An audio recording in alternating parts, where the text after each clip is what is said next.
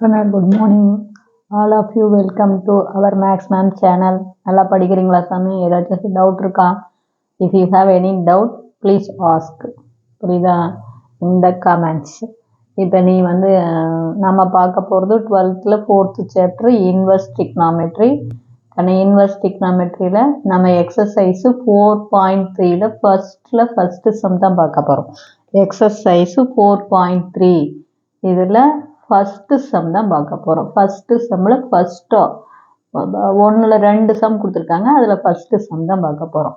1ல் 1 பார்க்க போகிறோம். Find the domain of tan inverse of root of 9 minus x square. கடைப்பாரு tan இன்வர்ஸ்குள்ள ரூட் 9 மைனஸ் எக்ஸ் ஸ்கொயர். கடை இது ரூட்டு. அப்போ இந்த root number is not negative. கடை இது நெகட்டிவாக இருந்தால் இது காம்ப்ளெக்ஸாக போயிடும். நம்ம tan இன்வர்ஸ் அதுக்குள்ள ரூட்டு கொடுத்துருக்காங்க.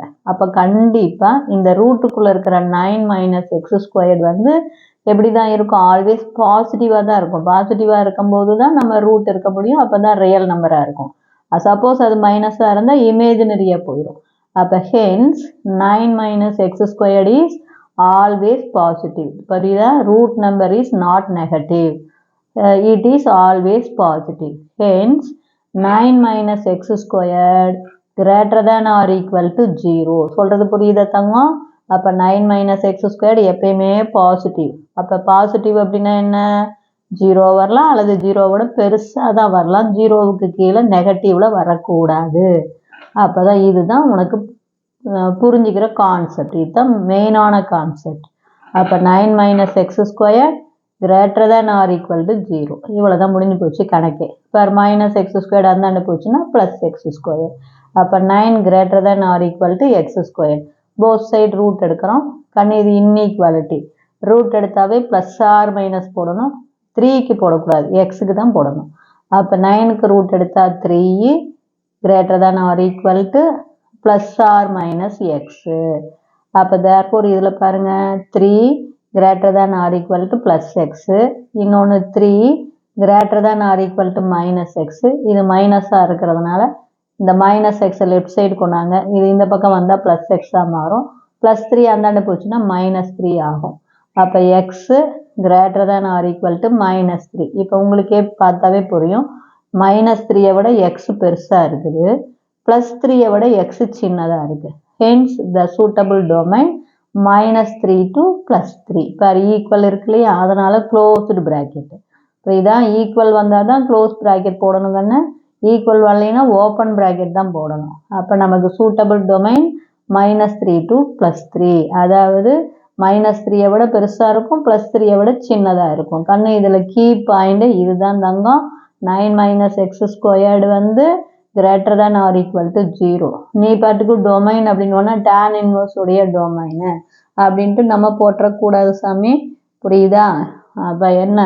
tan இன்வர்ஸ் உடைய டொமைன் என்னவா இருந்துட்டு போகுது. ஆனால் tan இன்வர்ஸ்குள்ளே கொடுத்துருக்கிறது புரியுதா ராஜா? tan இன்வர்ஸ் உடைய டொமைன் உனக்கு தெரியும். என்ன? tan இன்வர்ஸ் உடைய டொமைன் -∞ to +∞.